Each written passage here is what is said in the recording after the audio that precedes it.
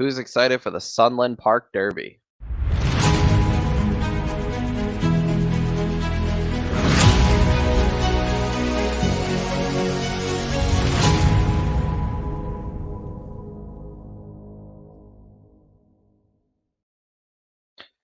Hey everyone, welcome back. We had a week off of Derby preps, and this week we are back with a few. One of them is the Sunland Park Derby, which is a 50-point prep.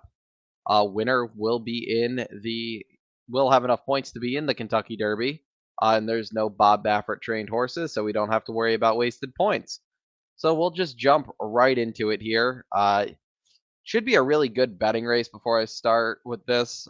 Not a huge fan of the talent of the field, but betting wise, this should actually be a very good race. So if you are interested in playing the Sunland Park Derby, I don't think you're going to have to worry about a horse being like 3 to 5 or anything like that. So the number one is Koskatera for Steve Asmussen. And last time we saw him, he was finishing third in an allowance race. And I've been a fan of this one because of the pedigree. He's a Windchill Thoroughbreds homebred. He just doesn't seem like he's super talented. He's morning line 8 to 1. I bet you get around that. I think he's one of those underneath runners. I don't think the field he faced last time is much different than the talent in this field. He lost to Call Me Jamal last time, so it wasn't like not like he ran into like a grade one winning horse. So I would use him underneath, especially if he's going to be a price. I do like him better than most of the horses that are coming out of the Mind That Bird Derby, which we'll get into in a little bit. But he's definitely a C tier horse for me. The number two is Classic Moment, and in the second of the Steve Asmussen horses, this one's actually also a part owned by Windchill, which I thought was interesting. And I'm a little more interested in this one than I am Koskatera. He finished sixth in the Southwest behind Newgrange. And he came back and he finished third in the Mind That Bird Derby last time out uh, here at Sunland Park. So he does have that race under his belt. He gets Rosario today, which I think Rosario shipping for this race is kind of a bit like not a huge deal, but it definitely is definitely a reason I think that he's the third choice on the morning line. I kind of think he'll end up going off second choice on the morning line. Uh, I like him. I think if you're going to give a horse another shot out of the Sunland Derby that didn't win, he's the one to use. I think Rosario should just be able to outride this group, in my opinion. So I'd be very surprised if Classic Moment did not get a great trip here. So he is definitely on my use list. If you like him, I don't think he'll go off the favorite. So I think you get around that 3 to 1, 7 to 2 price. The number three is Flower Blue, and you finished fourth in the Mind That Bird Derby. There's quite a few in here coming out of that race. It was not a strong race. I If he was gonna win, I think it was last time. He's gonna be a toss for me. He's the highest price on the morning line, so I don't think we can expect much better than how he ran last time. If he improves a lot, sure, because this isn't the most talented field, but I think he's got a lot to do against a field that I think is just a little bit better than he is. The number four is Slow Down Andy, and he was my big bet against in the Risen Star, and he did not run very good. So I am going to be against him again today. Outside of Los Al, I need to see him run a good race. He's second choice.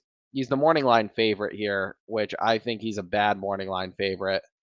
I get that the field's not talented, but I think he's a morning line favorite that you either single him or you go against him. I'm going to go against him. If he runs back to that Los Al number, he'll crush this field. But if he runs like he did in the Risen Star, this race is wide open. I'm not I'm not going to use him. I understand the people that are, but I feel my big feeling is if you run in one of these other prep races in like that like fairgrounds or Oaklawn or anywhere like that, and you're resorting to the Sunland Park Derby to get your Derby points, you're probably not as good as advertised. So for that reason, I'm not going to use Slow Down Andy. The number five is Bye Bye Bobby, and He finished second in the Mind That Bird Derby last time out. He was also second earlier in this Sunland Park meet in the Riley Allison Derby. I guess, if you might get, you should get a price on him. I'm not huge on him, but he seems to be a horse that kind of likes to hit the board, and he doesn't run terrible. He ran terrible in the Springboard Mile, but outside of that Springboard Mile, his races are okay. Not a huge fan of him either. I think I'm not gonna use him, but I understand if you do. I really don't want to use more than one or two horses out of this Mind That Bird Derby. So for that reason, I'm not using Bye Bye Bobby. But if you think you can improve off that, by all means, I do like Todd Fincher. Uh, I do like Todd Fincher as a trainer. He does point his horses very well. So I think Bye Bye Bobby will probably be ready in this spot. I'll probably end up talking myself into him, especially if he's around 5 to 1. But as of right now, I think he's going to be kind of my last horse out type of deal in this spot. The number 6 is Pepper Spray, and while I like the name, I am not huge on this one at all. He did win that Riley Allison Derby back in January, and then did not run great in the Mind That Bird Derby. He just seems like one of those horses who has not really improved from 2 to 3. He's kind of been running the same race, in my opinion, so, from his first start as a 2-year-old all the way through that Mind That Bird Derby. I don't see him really improving. Sure, he's a horse that could maybe pick up pieces, but I'm not using him. Really going to have to improve, in my opinion, to be very competitive in this spot. I think you're looking at maybe a fourth place finish at best for him. The number 7 is Chrome King, and I am a little interested in Chrome King. He is coming from Turf Paradise, which I know it's Turf Paradise. He also did run in that Riley Allison Derby back in January, but since then he's rattled off back-to-back stakes wins, and he's looked like a different horse basically in those last 2 starts. They're shipping him back to Sunland Park. If he runs back to the numbers he ran in his last 2 races, he's going to be awfully tough in here. I get he's 15 to 1. I'm not huge on the pedigree for going a mile and an eighth. I'm not really big on Munnings going a mile and an eighth, but I kind of do like the new shooters in here. He should be a big price, and I would rather use him than the last couple that I've mentioned coming out of the Mind That Bird Derby. So I'm gonna take a swing and use Chrome King on my tickets.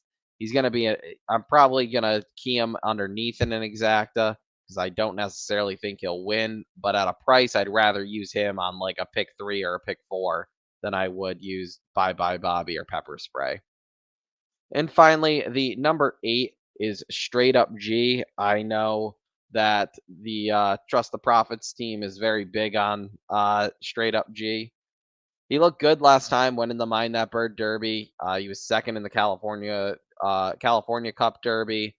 He won the King Glorious Stakes at the end of his 2-year-old year. He looks good. Of the runners in the Mind That Bird Derby, definitely looks the best coming into this spot. Don't think I'm gonna make him my top pick. He looks tough, but he looks kind of chalky. So I think you're probably going to get maybe 2 to 1 on him, maybe maybe 9 to 5.